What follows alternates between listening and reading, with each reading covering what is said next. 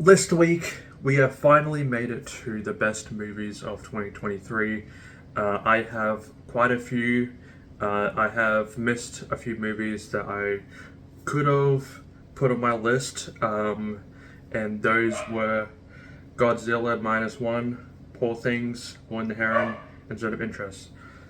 They would definitely been on my list. If I do watch those movies, I would probably do an update video on my best list, or if I do an Oscar reaction and if they don't get nominated, I'll probably shout them out as well. But unfortunately, I didn't get to watch any of those, but I have a pretty stacked list. I have 20 movies, 15 on the list, and 5 as honorable mentions. And I'm also going to give a special mention. It's the thing that I do, that I shout out a movie from a previous year that I haven't talked about, and that I want to talk about because it is a great movie. The film is Your Name. Such a beautiful film. It is about these two characters, a boy and a girl, who somehow switch bodies and they have to try to find each other, kind of like a star-crossed lover kind of story. But this film is just beautiful. The animation is amazing. Hand-drawn animation is just such a beautiful medium, and anime, a beautiful medium as well. But this film is a must-watch. If you haven't seen it, you have to. Your Name, amazing. Alright, now going into my honorable mentions: Priscilla, Teenage Mutant Ninja Turtles: Mutant Mayhem, Creed 3, Beau is Afraid, and Saltburn. It does my honorable mentions. What were your thoughts on those? And now let's get into my top 15 list. This film is such an interesting experience. Nicolas Cage gives us one of his best performances.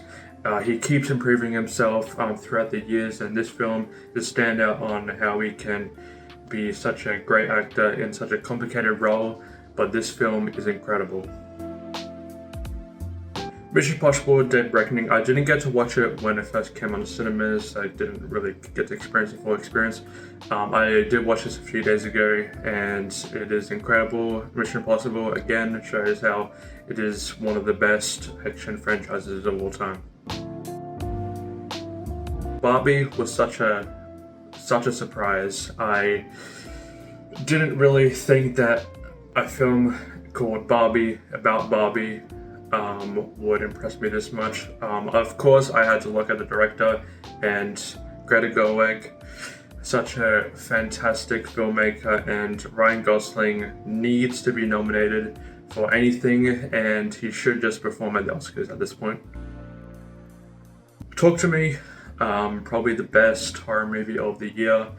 It is an Australian film made by the iconic Australian duo Raka Raka. This film is brutal, it is quite terrifying at the same time, and it is such a great watch. The Guardians 3 is one of the most emotional Marvel movies that I've ever seen. Rocket's backstory and all the team disbanding at the end of the film. Just such emotional stuff, and I honestly don't know what they're going to do with the characters after this one. Suzume, incredible film. The same director that made Your Name that I mentioned. Again, such a beautiful film. It is such a pretty cool story and a pretty cool concept. But this film, beautiful animation, top-notch voice work, and just an amazing movie. Air, Ben Affleck returned to the director chair, gives off a movie about the Jordans, the Air Jordan shoes. Again, such a funny movie, such a great insight of the world of Nike, and everybody in this film is incredible. The Killer, David Fincher, is back with his new Netflix film. If you watched my review, you know what my thoughts about those. But Michael Fassbender plays a silent character pretty much for the whole movie. He narrates the whole thing. but this is such a suspenseful film and really amazing. Anatomy of a Fall is such a really cool court drama. It's about this mother trying to defend her way to innocence after her husband died. This film was just mesmerizing to look at, and the court scenes and everything in between, such amazing stuff. John Wick 4, one of the best action films I've ever seen. I give this a film an A+. Just a reminder, grades that I gave for any of these films don't matter for the list, but this film is probably my favorite action film of the entire year. Amazing set pieces, Keanu Reeves again as John Wick, amazing, and just all the kills, all the action set pieces, being 3 hours as well, all entertaining, and the finale, I really can't wait to see if they're going to continue with the world. I know that there's a ballerina spin-off, but this film, incredible. Holdovers is probably the best Christmas movie that I've ever seen. I think that Home Alone is my personal favorite, but this is probably my second favorite. Paul Giamatti, incredible actor. He will probably get nominated for an Oscar. If you watch my review on this one, you know my thoughts. It is such a warm, cozy movie with such great characters. Everybody is incredible. You have to watch this. Killers of the Flower Moon. Martin Scorsese returns once again to give such a powerful epic. Again, a 3.5 hour movie. It is incredible in every single way. Leonardo DiCaprio and Robert De Niro probably recognized for their performances, but Lily Gladstone would probably be the most recognized for a performance. Spider-Man Across the Spider-Verse is the best superhero movie this year. It is such an emotional story. It's such a powerful story of what it means to be Spider-Man, and the soundtrack, the animation, the villain, all the characters, amazing. I also gave this film an A+. Honestly, improved from the first one. I honestly can't wait to see what they do for the third film, but if you haven't seen this already, I don't know what you're doing. You have to watch this right now. Past Lives, again, one of the most emotional stories of the entire year.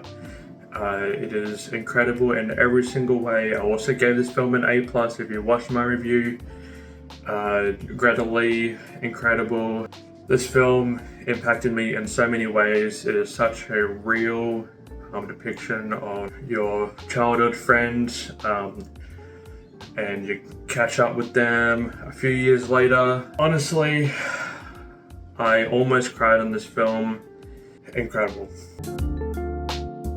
But no film impressed me as much as Oppenheimer did. Honestly, I wanted a film like last year's The Menu, but this film, again, very close to it.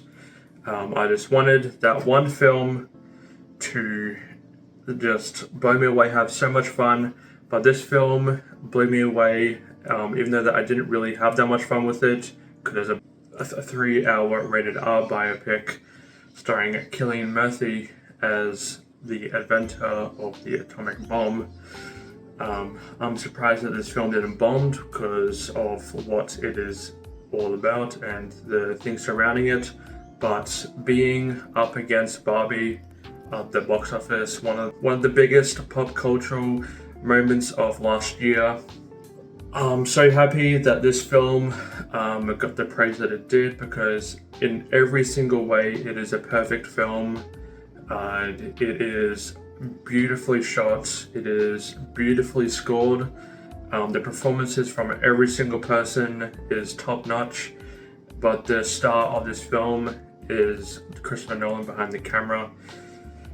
His direction style in this film is so fitting, it is so great, and he might get that Oscar win for Best Director, possibly Best Picture. It's probably going to win in most categories. It's going to just win a whole bunch of stuff. It's probably going to be the Everything Everywhere All at Once of this year. But yeah, this was my list. What were your thoughts on it? If you have a list that you want to show me, put it in the comments below. I want to see what you thought was the best film of the year. So this was my list, pretty long list. I wish I could have seen the 4 films that I watched at the start of the video, but if I manage to watch them and if they are fitting into my top list, I would probably do an update on it. But yeah, this was my list for the year. What were your thoughts and how you everyone?